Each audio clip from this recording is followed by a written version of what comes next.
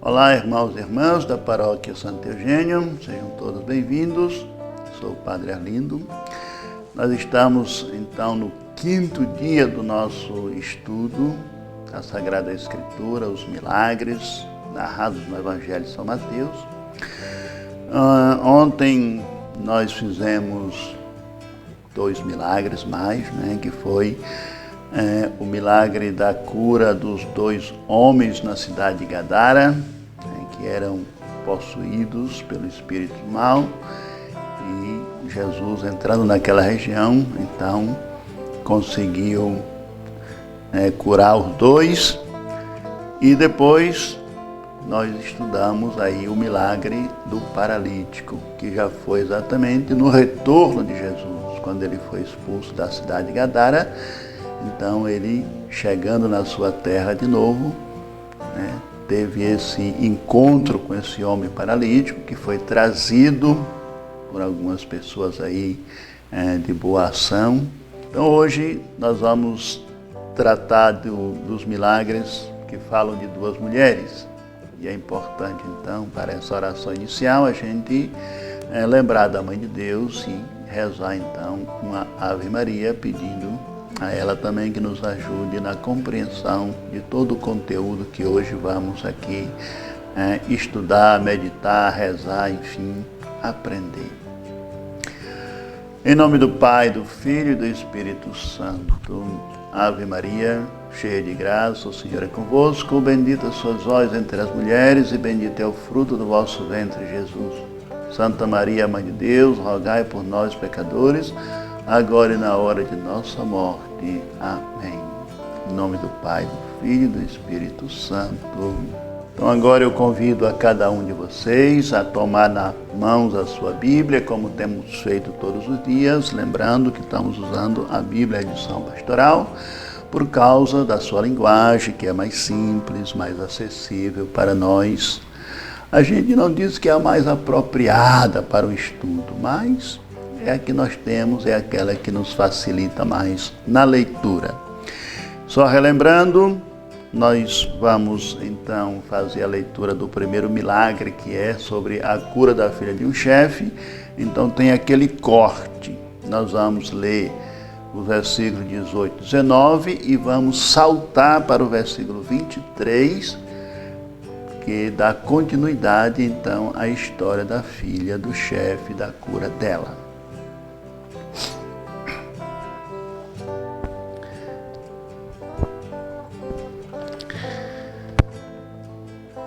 Enquanto Jesus dizia essas coisas para eles, um chefe se aproximou, ajoelhou-se diante de Jesus e disse: minha filha acaba de morrer, mas vem e põe a mão sobre ela e ela viverá. Jesus levantou-se e o seguiu junto com seus discípulos. Chegando à casa do chefe, Jesus viu os tocadores de flauta e uma multidão fazendo barulho. Então disse: retirem-se, porque a menina não morreu, está dormindo. As pessoas começaram a caçoar dele. Quando a multidão foi afastada, Jesus entrou e tomou a menina pela mão. Então a menina se levantou, e essa notícia espalhou-se por toda aquela região. Então nós acabamos de ler o nosso texto, e eu gostaria de ressaltar então que esse milagre, que é sobre a filha do chefe, que Jesus é convidado então para ressuscitar, Mateus localiza ele em 2 casas diferentes. Quer dizer, a primeira casa, onde começa tudo, é a casa do próprio Mateus, e a outra casa é a do chefe que vem atrás de Jesus. E aí é importante que Mateus também ressalta a diferença entre essas 2 casas, diferença de ambiente, de espírito, o que tem dentro de uma, o que tem dentro da outra, o que o chefe encontra na casa de Mateus, o que Jesus encontra na casa do chefe. são essas diferenças assim. Então, importante é ressaltar que tem presença de duas casas. E vocês lembram que no primeiro dia, quando a gente falou da simbologia e tudo mais, a gente dizia que uma das coisas que Mateus muito gosta é dos números, né, da numerologia. E aqui ele começa a ser usado também. Hoje já aparece o número 2, né, duas casas. Né? E, claro, vai aparecer também que são duas curas no mesmo relato. Então o número 2 está bem presente aqui. Né? Então, Jesus está na casa de Mateus. É um momento festivo, é um momento comemorativo, celebrativo. Mateus, ele foi convidado por Jesus para ser discípulo. E Mateus, então, se sentindo muito assim, orgulhoso, não num sentido negativo da palavra, mas assim, muito feliz, né? Orgulho no sentido de muito feliz por ter recebido esse convite, por Jesus ter olhado para ele, ter depositado esse voto de confiança, fazendo dele um dos seus discípulos. Mateus decidiu, então, celebrar isso na própria casa dele, convidando Jesus, os seus discípulos, mas aí outras pessoas também foram. Né? Como ele era cobrador de impostos, claro, muitos cobradores de impostos chegaram na casa. E algumas autoridades também, como os fariseus, aqueles que eram discípulos de João Batista também se fizeram presente. E enquanto estão aí, Jesus vai falando de muitos assuntos, porque tanto os fariseus quanto os discípulos de João, eles conversam com Jesus, fazem perguntas, querem saber os porquês de certas coisas, né? E aí eles vão tratando de temas como o jejum, né? Como a questão da pureza, da impureza. E nessa conversa toda, Jesus também acaba falando da sua própria morte. Né? E é essa morte de Jesus que vai dar motivo para os seus discípulos poder jejuar. Né? Um jejum bem diferente daqueles que os fariseus fazem e também daquele que os discípulos de João Batista fazem. Então, quer dizer, esse é o assunto que está sendo tratado lá. E enquanto Jesus está lá conversando nesse momento com os discípulos de João, explicando sobre essa questão do jejum e tudo mais, então chega um chefe. Mateus diz que chega um chefe. O que é um chefe? Um chefe é uma liderança, uma pessoa importante, né, que tem uma grande reputação, é alguém conhecido, né, então, uma pessoa assim de um status bastante elevado. E esse chefe, então, ele chega, né, ele vem tratar de um assunto, né, que é um assunto muito particular da sua vida, mas a gente fica se perguntando às vezes, né, ele é um conhecedor da lei, né? Porque, embora São Mateus não diga, mas São Marcos diz que esse chefe era uma liderança de sinagoga, então, alguém religioso, alguém que conhece a lei, né? E que o nome dele era Jairo. Mateus achou por bem não dar esses detalhes, tudo bem, mas tá bom, não faz mal. É bom a gente lembrar disso, né, que outro evangelista, ele faz essa afirmação. E aí por isso que a gente fica se perguntando, né, se esse chefe ele conhece, né, bem a lei, ele sabe que Mateus é um cobrador de imposto e quem é cobrador de imposto é considerado impuro. Né? E na medida que ele toma essa decisão de ir lá na casa de Mateus, ele está quebrando a lei da pureza, a lei pela qual ele preza muito. Né? Quer dizer, eu conheço a lei e sei que eu não posso entrar ali, mas ele entra. Né? E ele entra movido exatamente por uma busca que ele não consegue encontrar lá no sistema que ele defende, né, naquilo que ele está depositando a sua fé. Então, esse chefe ele faz essa quebra, né, ao entrar na casa de Mateus, né? Então, como conhecedor da lei, né, esse chefe ele quebra essa mesma lei, né? Porque ele faz duas coisas. Primeiro, ele entra na casa de um pecador. Mateus é cobrador de impostos. E o cobrador de impostos é considerado, então, uma pessoa suja, né? Porque lidar com muitas coisas, dinheiro e outros objetos que são considerados impuros, né? E a segunda quebra que esse homem faz ele fala com Jesus. E Jesus é uma liderança que é repelida, que é rejeitada pelo sistema religioso oficial, né? Então, quer dizer, por que esse homem faz isso? Nós dizíamos agora há pouco que ele foi movido por uma busca. Que busca é essa? Então, o primeiro ponto que a gente vai tratar aí, né? Como que esse homem chega, né? Ele vem, ele se aproxima. Por que então uma pessoa, né, de uma posição assim tão nobre, tão grande, né, ele vem falar, né, com Jesus? Nós dizíamos agora há pouco que ele foi movido por uma grande busca, né? E que busca foi essa? Uma busca que ele só vai encontrar lá na pessoa de Jesus, né? E aí que é importante uma coisa, lembrar isso.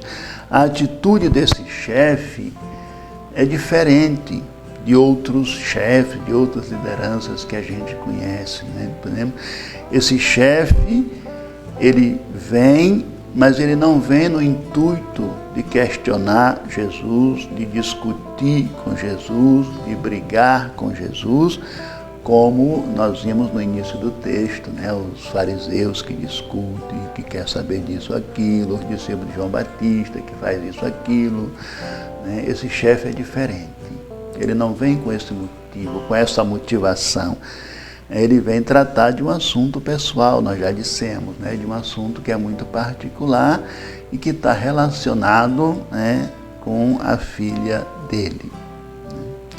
Então, como é que Mateus narra essa chegada? Ele diz que o chefe se aproxima, né? E esse aproximar-se, nós já vimos que Mateus utiliza ele várias vezes, né? Que esse aproximar-se é um gesto, uma atitude de quem tem muito respeito, né? E se o chefe se aproxima, significa que ele, de algum modo, ele está tendo, né, um certo respeito pela pessoa de Jesus. Então, com certeza, ele já deve ter ouvido falar de Jesus ou daquilo que Jesus já fez, etc. Então, ele vem ao encontro de Jesus, aproximando-se, né, nesse tom respeitoso, né, como então, o que nós vamos fazer. E outro gesto assim que é praticado pelo chefe, que também denota respeito, né, é que ele se ajoelha, né? Ele se ajoelha diante de Jesus. E mais uma vez, a gente pode dizer que esse chefe, ele quebra a aliança, a lei, né? Porque ajoelhar-se só é diante de Deus.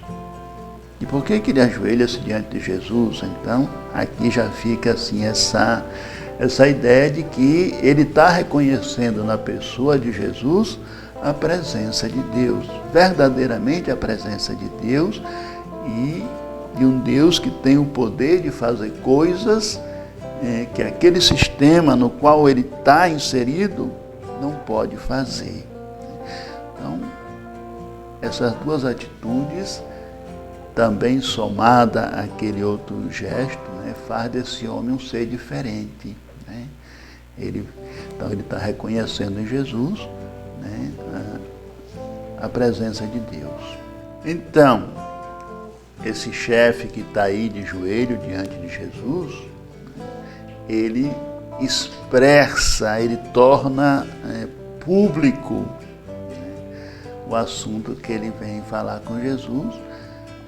Como nós já adiantamos um pouquinho, né, ele vem falar sobre a filha dele, né, mas agora ele torna público, sai da boca dele: a minha filha acaba de morrer. Essa fala do chefe, ela oferece muitos desdobramentos, né? Aqui eu gostaria de mencionar apenas 3 nesse momento, né? Quer dizer, como liderança, como chefe, né?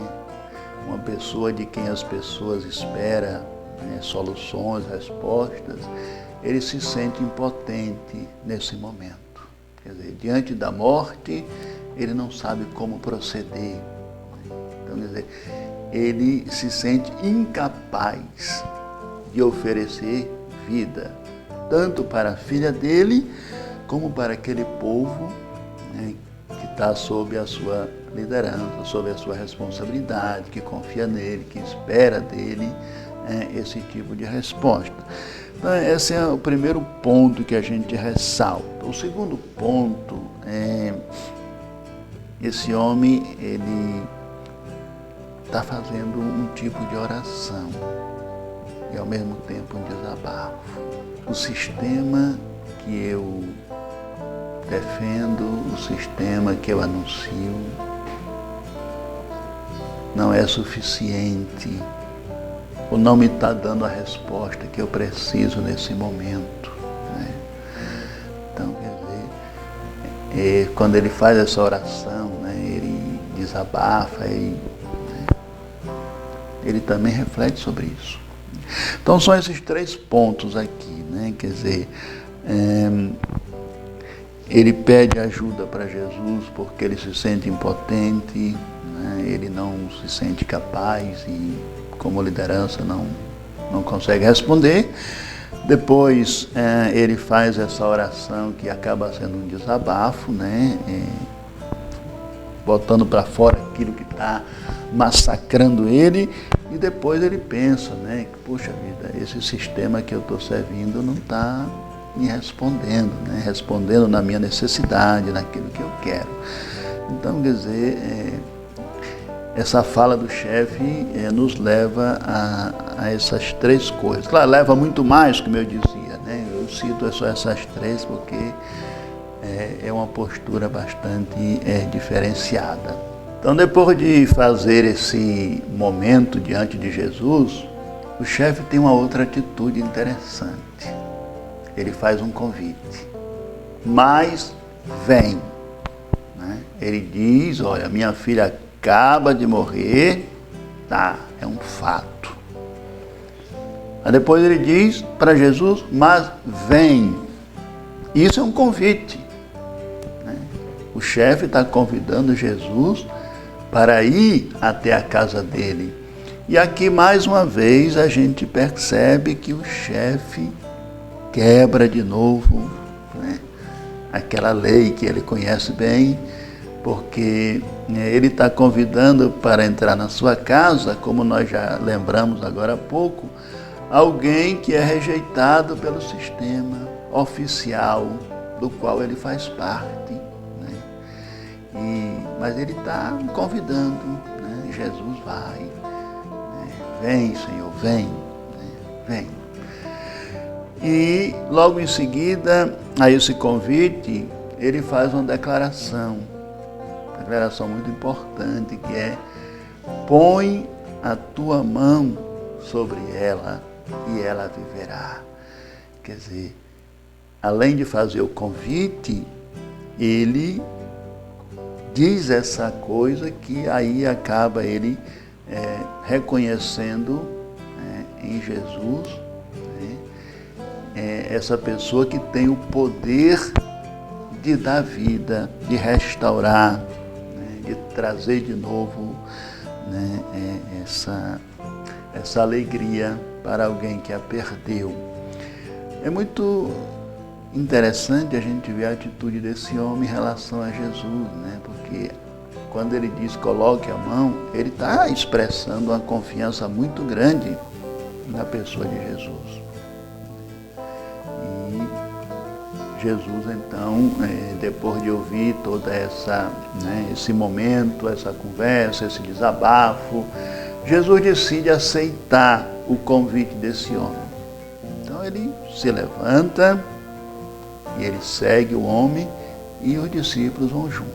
Então vamos fazer essa caminhada até lá a casa do homem, né? Vamos ver como é que está a situação. E, quer dizer, Jesus não se nega a ajudar, né? Não se nega. E por não se negar, ele se coloca de pé e o acompanha na direção de sua casa. Então depois de caminhar, né, Jesus saiu lá da casa onde estava, seguindo o chefe, esse chefe que veio falar com ele, né, que veio pedir, né, a sua ajuda, seu auxílio. E a gente lembra que a atitude desse chefe é interessante porque, como ele reconhece que nas mãos de Jesus está as mãos de Deus, essas mãos que são usadas para fazer coisas boas, né, como nós já dissemos, para curar, né, para ressuscitar, para trazer alegria. Então isso faz desse chefe, como nós já dissemos, uma figura diferente. Se a gente for comparar em relação a outros chefes, por exemplo, Herodes, que ao invés de pedir pela vida, ele manda tirar a vida de inocentes. Ao ponto que esse chefe que vem falar com Jesus, ele se preocupa, se importa, ele quer de volta a vida de alguém muito jovem, né, que perdeu essa vida. Então, Jesus saiu de lá, depois de ouvir tudo isso, ele vem, agora ele chega na casa do chefe. E ele entra na casa do chefe. Então aqui a gente gostaria de ver, mostrar esse paralelo entre essas duas casas, porque na primeira casa onde Jesus estava, onde o chefe chegou para conversar com ele, o ambiente lá era festivo, alegria, muita conversa, o pessoal estava comendo, estava todo mundo feliz, embora tinha aqueles meio carrancudos lá fazendo pergunta para Jesus, mas era um ambiente muito divertido, era de vida mesmo, era um ambiente de vida. Mas agora a casa do chefe, quando Jesus entra, o ambiente dela é de tristeza, de choro, de lamentos, né? Um ambiente assim que expressa morte, dor, né? Essas duas casas, né? Quer dizer, na primeira casa Jesus está, então Jesus é Deus, alegria presente. Na outra casa, o que encontra é esse ambiente de escuridão, de treva, né? Assim. E então Jesus entra, e o que ele vê? O que ele vê dentro da casa do chefe? É exatamente isso que nós acabamos de dizer. Esse ambiente de tristeza, porque lá ele olha, as primeiras figuras que ele vê são os tocadores de flautas, né? Depois os lamúrios, os choros, né? E essas coisas são exatamente a expressão da tristeza, né? Da morte, são símbolos assim da morte, né? Essas flautas que são tocadas muito num estado de pena, de penumbra e tudo mais, né? Então Jesus viu isso e ele fica muito comovido, né? Ele fica muito comovido quando ele vê essa situação, né? E então ele toma uma atitude. Jesus tomou uma atitude e essa atitude foi de dizer, até num tom de alívio, vamos dizer assim, que a menina não está morta. porque ela está só dormindo. Jesus sabe, o ambiente já está pesado. E agora, se ele chega lá confirmando que a menina está morta, então, quer dizer, vai aumentar ainda a dor, o estado de dor. E Jesus não quer fazer isso. A missão dele lá naquela casa não foi isso.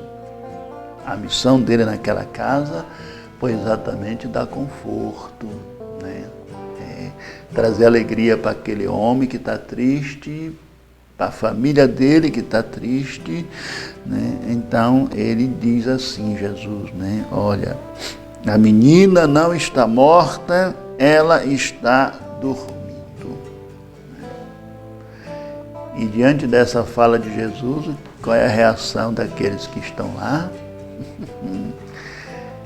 Eles acham graça de Jesus e começam a caçoar, né? Quer dizer, como quem dizer assim, esse homem aí está doido, né? Como é que ele pode dizer isso? Quem é ele para dizer isso? Sei lá, 1000 interrogações, né? A gente pode dizer assim, 1000 interrogações, né? E isso é a reação exatamente de quem não conhece quem é Deus, não conhece, né, o que é que Deus pode fazer, né? Então, por isso eles caçoam. E Jesus, então, pede para que todo mundo se afaste, né? A frase lá no nosso texto, ela é lida assim, né?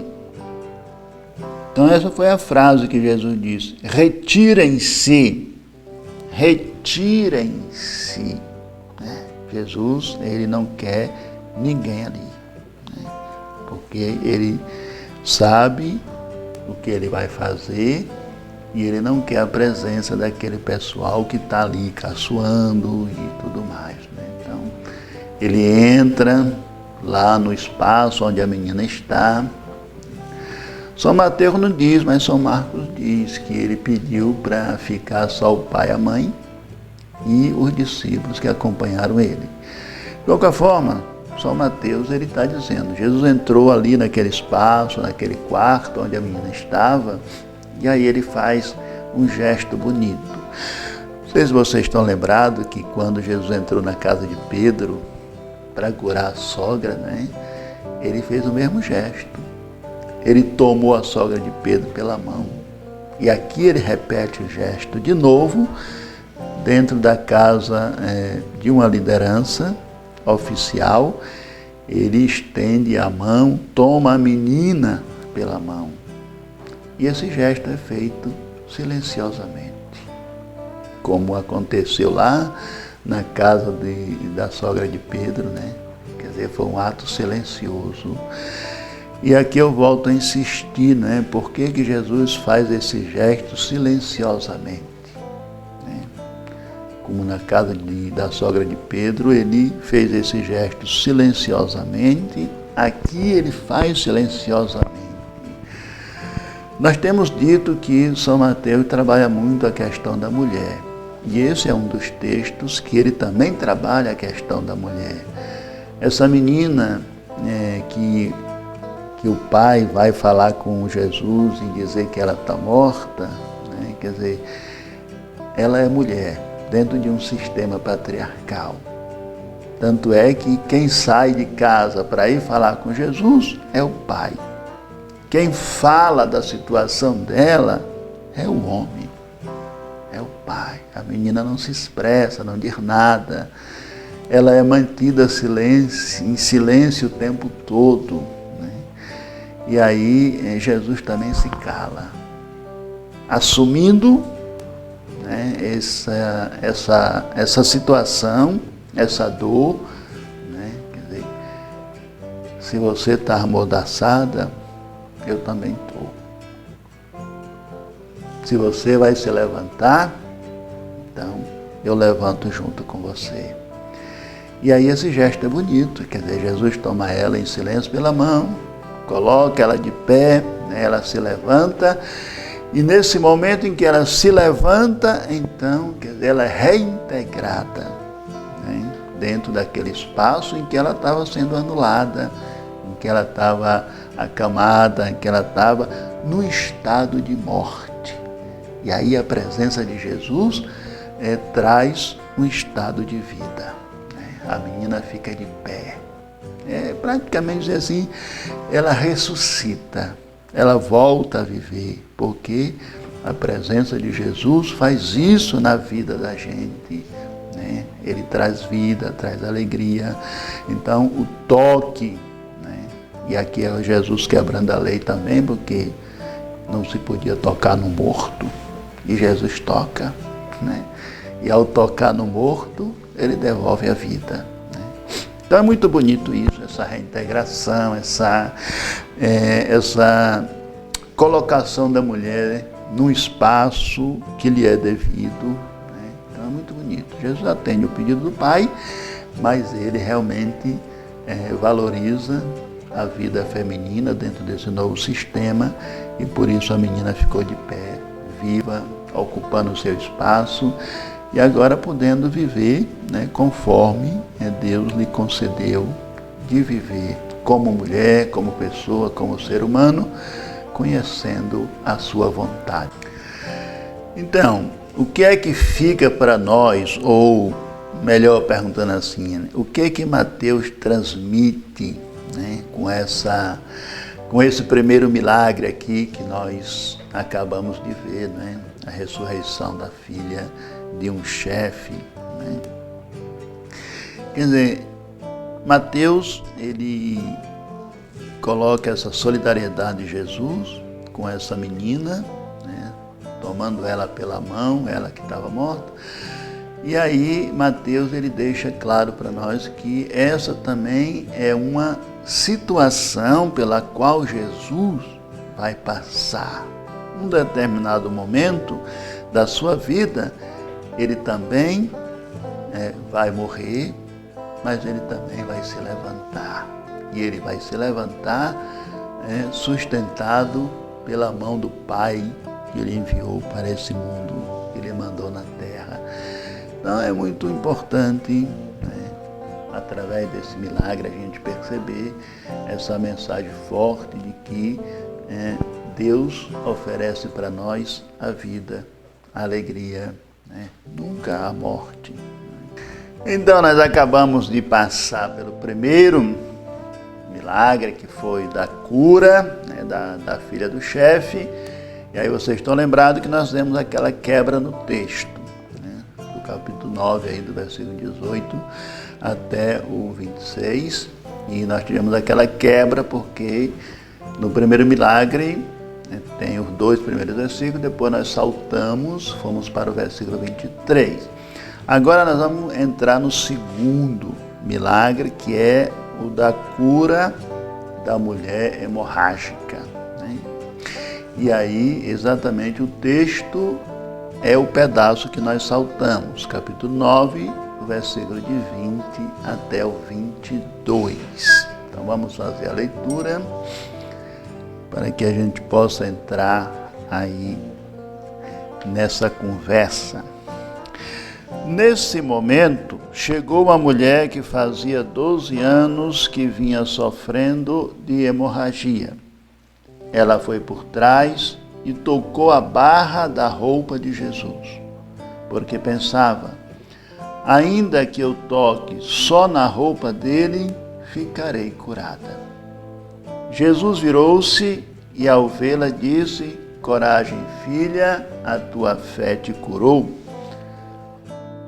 E desde esse momento a mulher ficou curada. Então, diferentemente do primeiro milagre, que aconteceu dentro da casa, 2 casas nós falamos, começando numa e terminando na outra, esse milagre segundo da cura da mulher, Mateus vai trazer ele para fora da casa. Ele acontece então numa via pública, no meio de uma multidão que acompanha Jesus. Mateus começa o texto dizendo, nesse momento. A qual momento ele se refere? Exatamente ao momento em que Jesus sai da casa para atender ao chefe que veio ao seu encontro, fazendo aquele pedido de que ele vá lá na casa dele. Então esse é o momento. Ele saiu da casa. E aí Mateus diz, chegou uma mulher. Quem é essa mulher? De onde ela vem? Mateus não dá assim informações nenhuma, basicamente, sobre a situação dessa mulher. Se ela é rica, se ela tem família, se não tem, qual é o seu status. A única coisa que Mateus vai mencionando é que ela está doente. E esse estar doente é a motivação que ela tem para poder ficar ali esperando uma oportunidade para falar com Jesus. E nem é bem falar, a gente nem pode dizer assim, que ela quer falar com Jesus, ela quer ficar curada. Então ela está esperando uma oportunidade de poder ter esse contato, esse encontro com Jesus. Então é a mulher que está doente. E o que é ser doente nessa época, principalmente a mulher? É ser uma pessoa excluída. E é isso que ela era. São Mateus, ele narra mais embaixo, então, que essa mulher estava nessa situação já há muito tempo. 12 anos, mais para ser preciso. Ó, o número 12 voltando, lembrem-se que nós fizemos isso no primeiro dia, o número 12, a importância, Mateus usa. Ele aqui aparece, a mulher está nessa situação há 12 anos. E qual é a situação dessa criatura ao longo desse tempo? É de impureza. Porque a hemorragia é narrada no livro do Levítico como uma condição de impureza. Isso a gente encontra lá no capítulo 15 do livro do Levítico, a partir do versículo 19. Ela sabe que por estar assim, não pode se aproximar de ninguém, não pode tocar em nenhuma pessoa, e quem tocar nela ou em algum objeto, roupa que tiver contato com o corpo dela, também vai ficar impuro. Então ela sabe disso. Mas mesmo sabendo disso, ela está precisando se libertar. E aí ela vai romper, ela vai quebrar essa lei, porque ela vai se aproximar. Ela vai chegar perto, tão perto, ao ponto de tocar. No passo seguinte, Mateus diz que essa mulher, ela veio por trás, ela se aproxima por trás. Então eu gostaria de ressaltar 3 coisas, do porquê essa atitude dela é assim e não como a do chefe. É uma atitude diferente da atitude daquele chefe. E não podia ser de outro jeito. Veja, ele é homem, aparentemente uma pessoa saudável. Ele possui uma posição social elevada e é uma pessoa que tem uma boa reputação. Ela, por sua vez, é uma mulher e é doente. Então, esse é o primeiro ponto. O segundo ponto, o chefe, por ser homem, ele pode vir pela frente, ele pode ser visto, ele pode ocupar o espaço e pode falar. Ela, ao contrário, se quiser chegar perto de Jesus, ela tem que esperar uma oportunidade. E aí, nessa oportunidade, ela tem que ser o mais discreto possível. E o terceiro ponto é, o chefe, como homem, ao falar com Jesus, ele expõe publicamente a sua dificuldade, o seu problema. Ela, por outro lado, não deseja ser notada.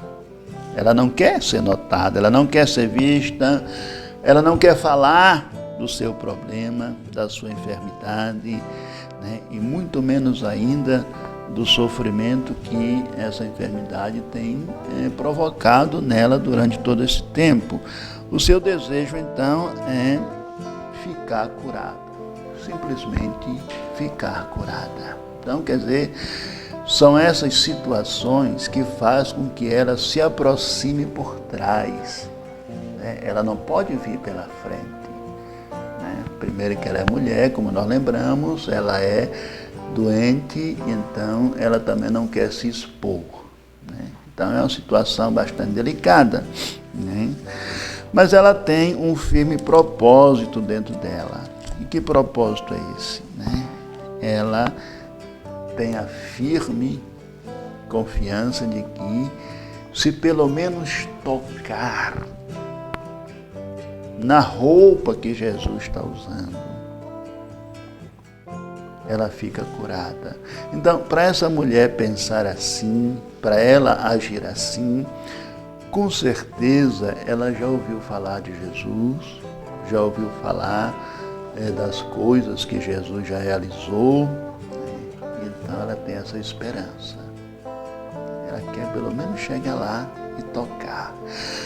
Agora, eu acho muito bonito esse pensamento, mas essa mulher, ela tem um propósito, um firme propósito, que é ser curada, e ela imagina assim: se pelo menos eu tocar na roupa dele, eu sei que eu vou ficar curada. Quer dizer, para ela pensar assim, com certeza ela já ouviu falar de Jesus, daquilo que ele é capaz de fazer, ou daquilo que ele já fez, né? Quer dizer, então Jesus é uma pessoa que, nesse momento, representa para essa mulher a esperança da sua cura, da sua libertação, do fim do seu sofrimento, né, dessa angústia que acompanha ela já por tanto tempo.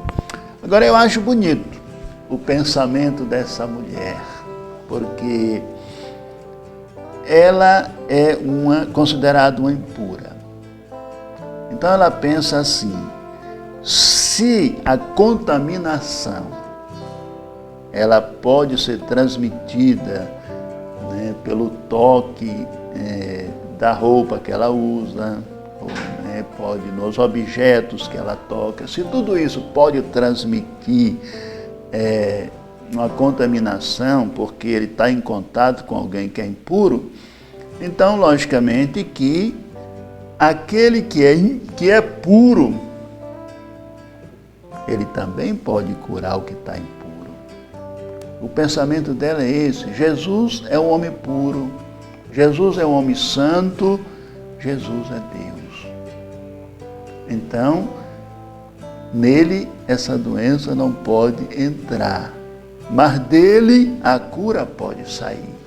E é isso que motiva ela, né, se aproximar mais confiante, né, da pessoa de Jesus ali, se socando pelo meio da multidão, com aquele cuidado de não ser vista, de ficar oculta, né, de fazer esse toque e depois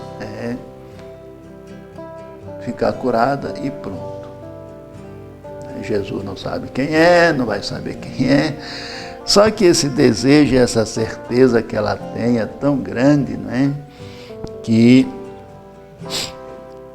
ela vai tocar.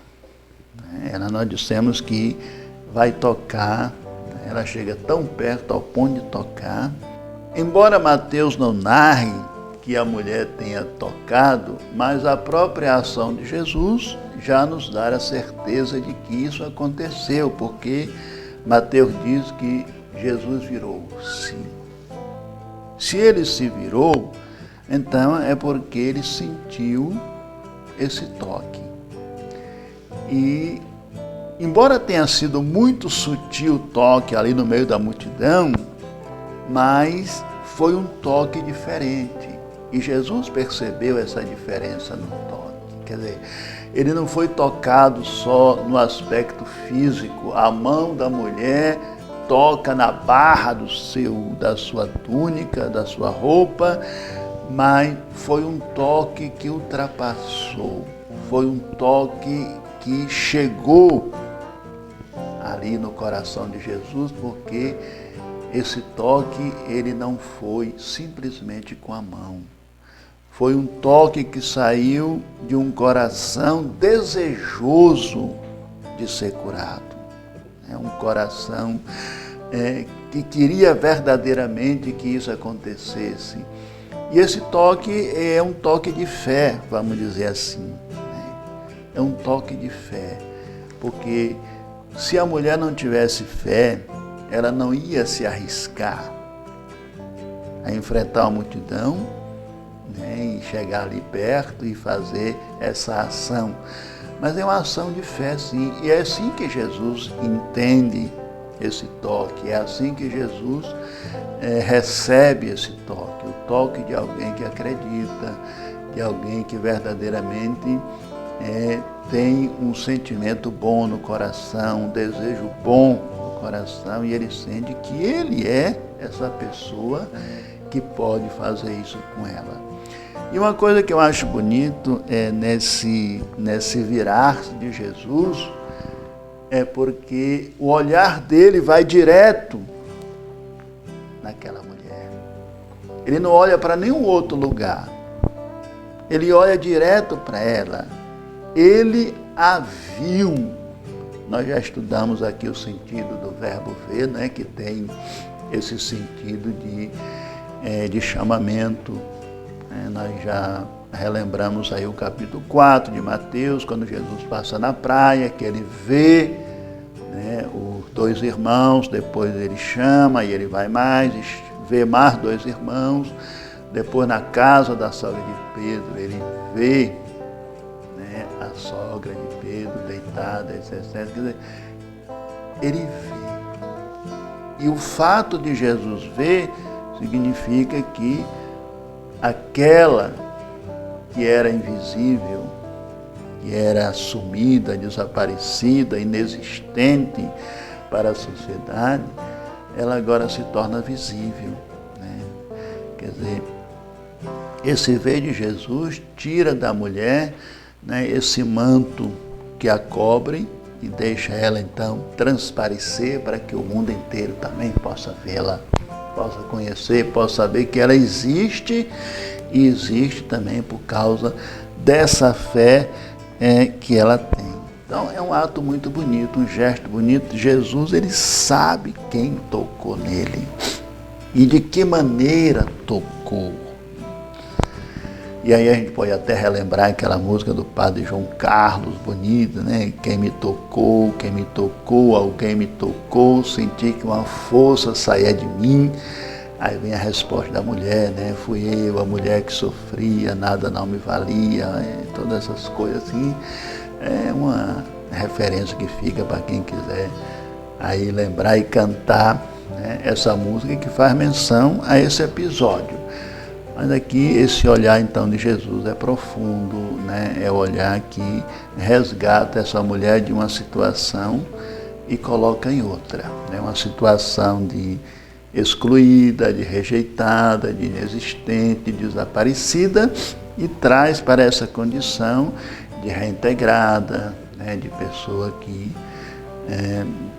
tem um espaço na sociedade, que também é vista por Deus de uma maneira diferente. Então, depois desse olhar bonito de Jesus para a mulher, né, esse olhar resgatador, ele faz um acolhimento muito interessante para ela. Primeiro, ele encoraja. Ele diz: coragem, filha. Coragem, filha. A exemplo lá do paralítico na praia, né, que foi trazido por aquele grupo de anônimos, que a gente encontra isso logo no início do capítulo 9, bem no versículo 2, a gente já vê isso, né? Jesus diz essa mesma frase para ele: coragem, filho. Quer dizer, aqui Jesus diz para a mulher: coragem, filha, e aí acrescenta: a tua fé te curou, ou como diz explicitamente aqui no nosso texto, a sua fé curou você. Quer dizer, é um tratamento extraordinário. Quer dizer, ao chamá-la de filha, Jesus tira dela toda essa situação de medo, de exclusão, né? E aí enche ela, né, desse outro sentimento, esse sentimento de vida, de alegria, né, de se fazer presente, e agora estar integrada, de ser parte de tudo isso, de poder ir e vir sem esse sentimento negativo que anula a pessoa. Então, quer dizer, esse acolhimento de Jesus gera isso na mulher. E aí Mateus, ele encerra dizendo que desde esse momento, então, a mulher, né, ficou curada, aquela hemorragia que atormentava ela desapareceu, e isso é muito bonito, porque essa cura da mulher, né, que reintegra ela na sociedade, ressalta a importância que Jesus dá para ela nessa nova estrutura de sociedade e vida que ele traz, a inauguração do seu reino. Quer dizer, ela tem espaço dentro dele. Então isso é muito importante, né? E essa cura também representa aí a vitória do reino de Deus, que traz a pessoa para a luz, né? Sobre então esses outros reinos da morte, da tristeza, da dor, do sofrimento, né? É a vitória. Jesus, então, como servo de Deus, representante de Deus, né? Fazedor da vontade de Deus na terra, ele coloca desse jeito que o reino de Deus está acima dos outros reinos, e sobretudo desses reinos que gera toda essa dor. Então é muito bonito, então, esse texto, essa cura, o sentido que ele traz para nós, que nós possamos então aproveitar, né, toda essa luz que é jogada sobre nós, sobre nossa vida, que nós também possamos olhar um pouco mais para os nossos irmãos e irmãs que estão aí jogados pelas ruas, pelas sarjetas, abandonados também pelos sistemas, enfim. Então, chegamos assim ao final desse nosso estudo de hoje, né, no qual nós vimos aí o milagre dessas duas mulheres, né, uma mais jovem, outra já com uma certa idade. E, claro, a primeira, um milagre que acontece na casa, como nós já dissemos, né? Começa na casa e termina na outra. E esse outro milagre que acontece em via pública, né? Esse da mulher, em via pública, no meio de muita gente. E então são dois milagres, né, que traz muita luz para nós, né? Uma mensagem muito forte. E eu espero então amanhã, todos nós, com os outros dois últimos milagres que nós vamos estudar. Eles são um pouco mais curtos do que esses outros, mas não menos importantes. São dois milagres assim. Então, por hoje a gente encerra, né? Vamos fazer a nossa oração, e aqui só lembrando então que no domingo é o nosso encerramento, às 19 horas na Igreja Santo Antônio. Todos os que estão aí participando, acompanhando, né, são convidados a se fazer presente para que nós façamos o encerramento naquele dia. Então vamos agradecer ao nosso Pai que nos acompanhou nesse dia de hoje. Em nome do Pai, do Filho e do Espírito Santo. Amém. Pai nosso que está no céu, santificado seja o vosso nome, venha a nós o vosso reino, seja feita a vossa vontade, assim na terra como no céu. O pão nosso de cada dia nos dai hoje, perdoai as nossas ofensas, assim como nós perdoamos a quem nos tem ofendido, e não nos deixeis cair em tentação, mas livrai-nos do mal. Amém. O Senhor esteja convosco. Abençoe-nos, Deus Todo-Poderoso, que sou Pai, Filho e Espírito Santo. Amém. Até amanhã.